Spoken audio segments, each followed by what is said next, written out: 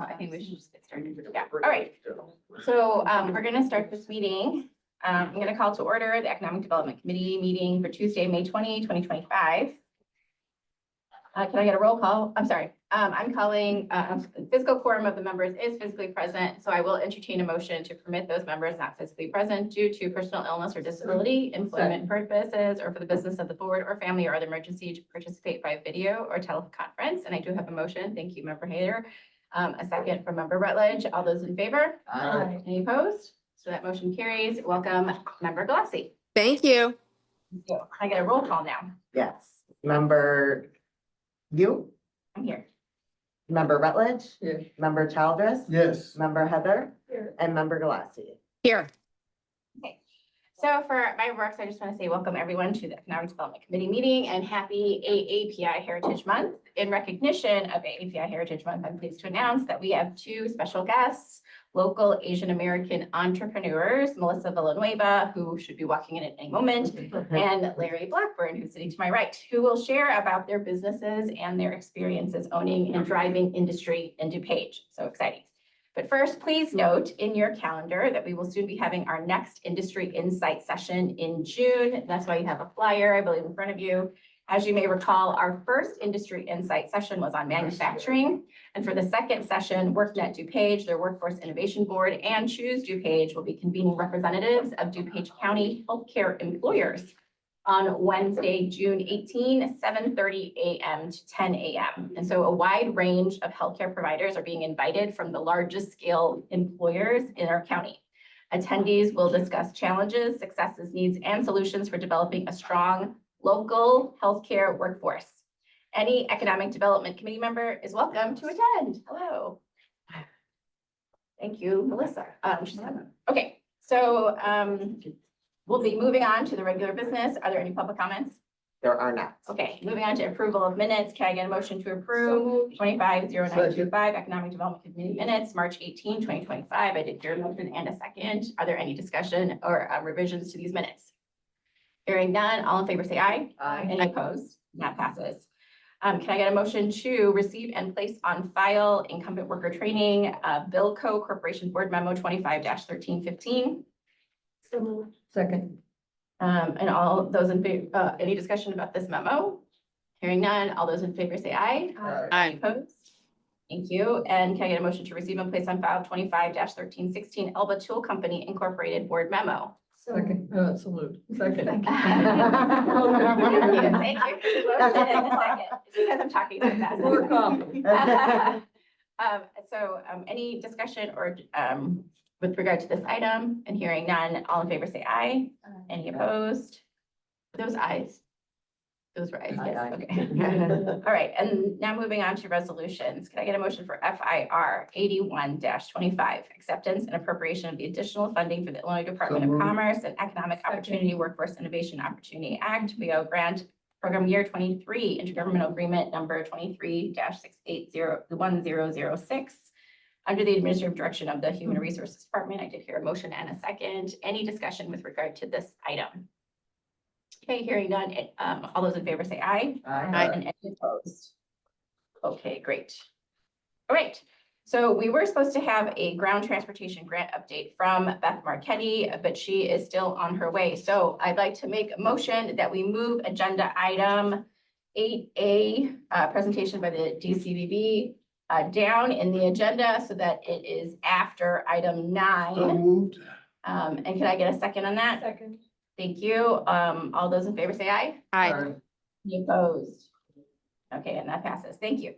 So we're going to move on to our spotlight on AAPI Heritage Month, and we're going to start with Melissa Villanueva.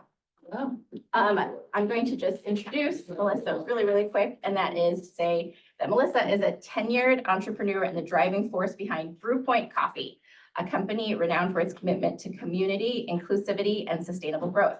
With nearly a decade of experience in the coffee industry, Melissa has transformed a small coffee shop into a multi-million-dollar business ecosystem. Her journey in Brew Point began with a simple yet powerful vision to create spaces that are more than just coffee shops, but community hubs, fostering connections and thriving local economies. And having sat there for many meetings and having much of her coffee, I'm very excited to introduce Melissa. So once enough. You're Stand up. welcome to stand, you're Great. welcome to sit right here, it's up to you. Great. And then should I just kind of point when I want the Yes. slides to keep going? Yes. Great. Hi, everyone. My name is Melissa Villanueva. I'm the owner of Brew Point Coffee. So has anyone looked on Craigslist for an espresso machine before only to find a coffee shop instead? Because that's the story of Brew Point. 10 years ago, me and my 6-month boyfriend found this coffee shop on Craigslist, had no idea what we were doing, but we were dedicated to getting a little bit better every single day. I did lock down that boyfriend. He's been my husband for 10 years as well.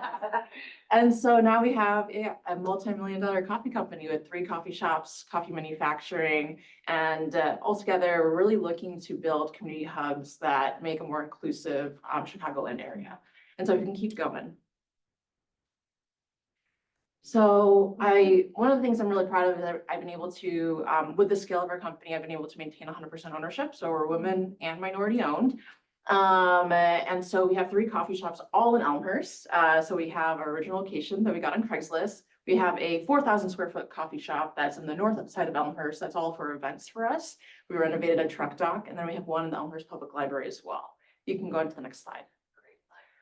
Yep. And so there is just a general industry dilemma. So just like everything else, coffee is getting a lot more expensive. So commodity coffee pricing, keep in mind, we are specialty coffee, but baseline coffee a couple years ago was at $180 a pound. Now it's over $4 a pound. And just generally speaking, with the demand really starting to exceed the supply of green coffee, we're noticing that there's just not enough coffee to go around based on what's happening in with global warming with Brazil, Vietnam, USAID cuts really affecting the long-term sustainability of the industry, and tariffs being imposed on coffee products. So we just got our coffee coming in from Costa Rica, and that was imposed on a 10% tariff, so about 40 cents more per pound than we were expecting.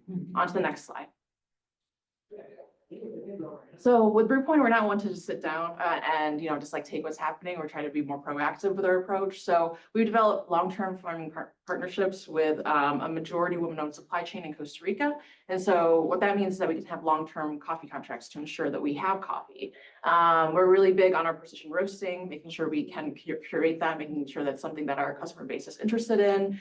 We have a multi-channel approach because we have our internal cafes to make sure we're successful. We do distribute, and we also have e-commerce to ship nationally. And so our hope is to be able to focus on as many B2C selling as possible to maximize any sort of profitability that is possible in our industry. Because if you take it to B2B or distribution, then you do have a harder and harder time making sure that it's profitable long-term. Next slide. So ultimately, what sets Brew Point apart is that we're very community-based. When we started, we really had no idea what we were doing, and we tried to be sustainable all the way through. I've been able to raise about $700,000 in grants in scaling Brew Point, hence why I've been able to maintain 100% ownership. And actually, this past year, we were awarded an Inc. 5000 business. So that means we're one of the 5,000 fastest growing companies in the US. Yeah, thank you. Nice job. Next slide. So fueling our next chapter, essentially for Brew Point, what I've been really excited about is that what I've been able to do in Elmhurst, I want to distill that secret sauce. So what we're looking at is perfecting our cafes across the board, figuring out what does it look like to figure out that roadmap of if we were to scale Brew Point, if we were to franchise or license the company, what does that look like as we scale? So we're perfecting our manufacturing, we're perfecting our cafes, and we're looking into what does it look like to have something like Brew Point in towns across the Chicagoland area. So right now, what I'm looking for is over the next 3 years, I want to scale my company to 5 million and essentially figure out, is it through an acquisition or is it through scalable franchising and licensing for us to grow further? And so those are the types of things we're doing. Next slide. And so, yeah, that's a little bit about Brew Point. I also want to hype up Larry because I know he's coming up next, but I was in his AI collaborative, and AI is a big way that where you can stay efficient and effective when it comes to small business. So thank you, everyone. Thank Yeah. you. Do we have any questions for Melissa? Yes, Member Rutledge. Thank you, Chair.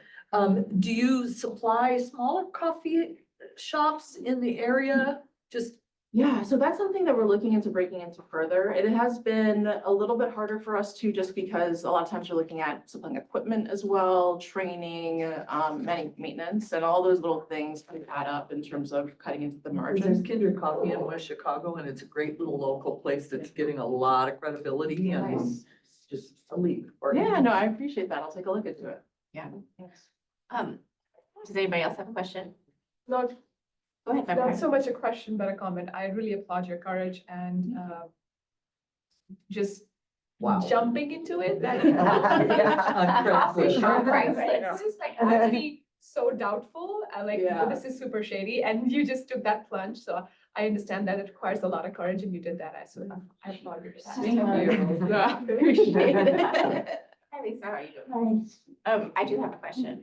So you had mentioned that, you were still 100% women-owned, 100% AAPI owned. And why is that important to you? Why is it important to be 100% AAPI owned, for instance? Yeah, so I do think that, I come from a little bit of corporate America. I was a recruiter in the finance world. And what I noted is that my ability to kind of make sure that my business aligns with my values is a big thing that keeps me going and motivated to do what I do. And so when it comes to maintaining ownership, when it comes to maintaining the ability to set the course of my company and make sure that it's aligned with the type of world I want to see. So for me, it's really about creating more diverse and inclusive spaces in the Chicagoland area, making it interesting for people from the city to want to move into the suburbs. Because oftentimes that looks like, they want to see things that remind them of what they like in the city. So that's, food and beverage that makes them, that's really interesting, or spaces that they feel, like they belong. That's part of my mission overall. And so it's something I don't want to lose.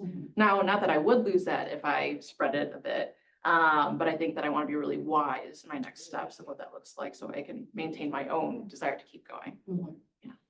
And do you happen to know if there are other Asian entrepreneurs like yourself? Like, is there a community like that in DuPage? I personally that's a just great don't know. question. I don't even know if we have an Asian Chamber of Commerce. I'm sorry. I would say not that I've noticed when it comes to like Asian specifically. I do, so I'm also the entrepreneur in residence for Innovation DuPage, and an economic development commissioner for the city of Elmhurst. And so I do put on some of the biggest diverse entrepreneurship events called Makers and Shakers in the DuPage County area, gathering about 150 to 200 entrepreneurs per event. And so that for me is like a way to create more diversity, just Yeah. generally speaking. So I notice that there's more general racial diversity to those events than most. Yeah. Yeah, thanks for asking. Any other questions? Okay, thank you, Melissa. Let's do a photo. All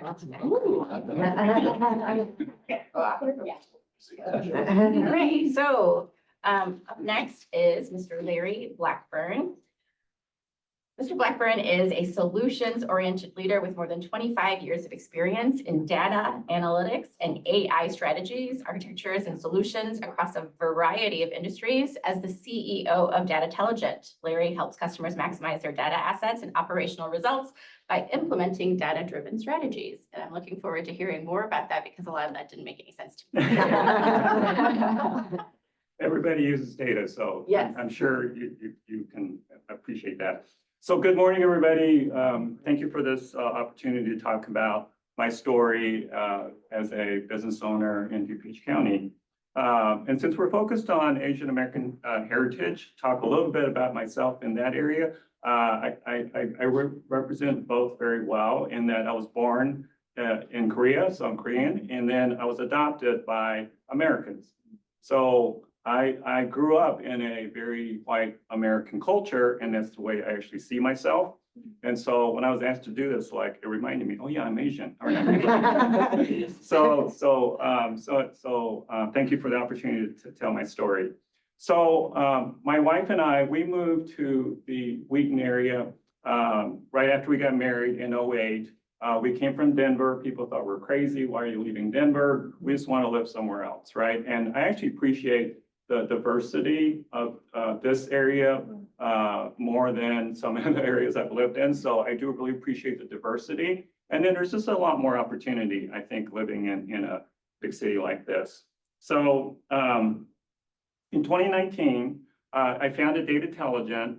And the reason I did that is a couple of things lined up. As Melissa mentioned, right, we both have a common connection to Innovation DuPage.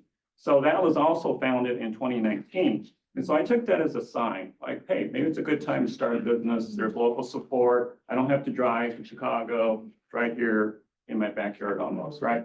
So I took that as a sign and said, okay, let's take the leap of faith, do this, something I've always wanted to do, and didn't want to look for another job, part of the reason. So I had good support from ID and also support from my wife, which is important. So as a business, so we founded in 2019, as we all know, 2020, when everything shut down for COVID, we actually found a way to grow all of our business during COVID. And so what we found was a niche in higher ed, and that it accelerated their need to use data to improve their outcomes, right? Improve enrollment admissions, right? So there had been a challenge anyway, but I think COVID really accelerated that. So we found a niche, and then the good news is that because everything was shut down, we didn't have to travel anywhere. So we actually benefited by being a business that grew during COVID. We didn't have to travel. All of our team is remote. We don't have to have offices, so it keeps our costs very low. And we just celebrated our 5th year in business, and we worked with over 50 customers across the country, coast to coast, I like to say. And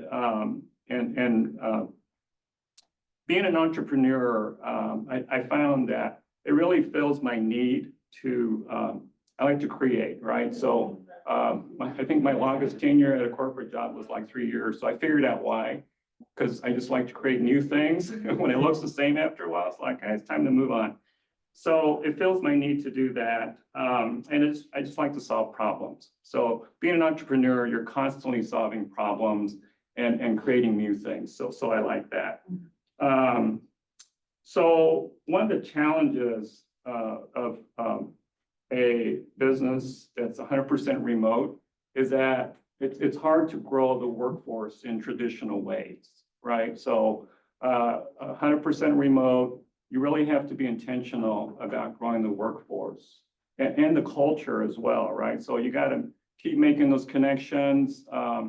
We have a lot of young workers who like to just sit in front of their computers and not get out. And so you got to figure out ways to connect with them. So I would say that's my biggest challenge in the remote workplace is that how do we grow the team and culture? And that's one of my roles is one of the many hats I wear is that I do that.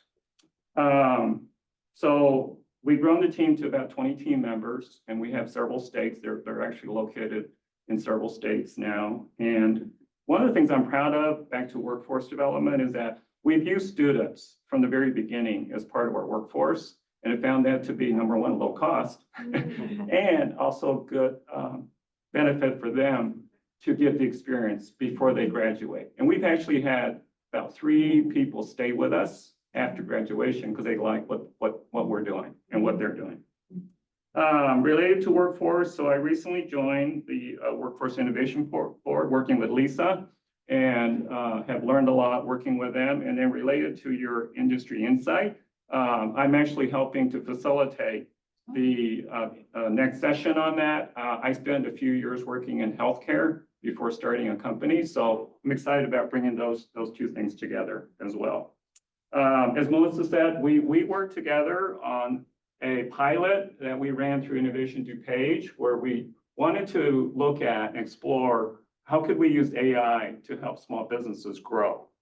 And so that was a great project, and I know you're using it, right? So that was great to see. Thank you for listening to my story. Appreciate it. Any questions for Mr. Blackburn? Yes. Who are your customers? I think you said higher ed. Right. Is it more just trying to make colleges more efficient, or taking the data they have to market or something? Right. So higher ed, traditionally, there wasn't a big need at one point to really use data because they were doing fine, right? Like we're always getting students, and people had to go to college, right? But now there's more options, right? People don't have to go to college. So schools started seeing some drops in their enrollment and also retention. And so they realized, hey, we got to understand why. understand why we're not getting the enrollment, why students are not staying in school. So they have all this data sitting in their system they weren't using. And so what we do is that we provide a way to just gather all that data easily so that when you have a question, it's available rather than, I don't know how many of you, have to spend time using spreadsheets to get your answer, right? So we want to try to accelerate that so you can get data when you need it. Okay. Thank you. Any other questions? Great. Thank you. All right, thank you. We do have a photo, Joe. We sure can, whenever you'd like. That would be great. Let's do it. Any of the members who would like to do a photo with Melissa and Larry? If you guys all up against that wall, I'm sorry, it's a gray wall, but it is what we got.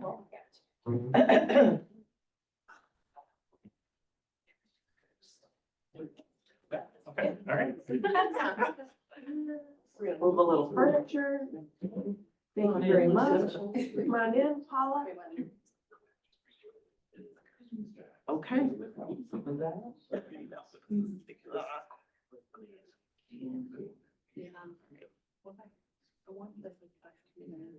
Thank you very much. Thank you.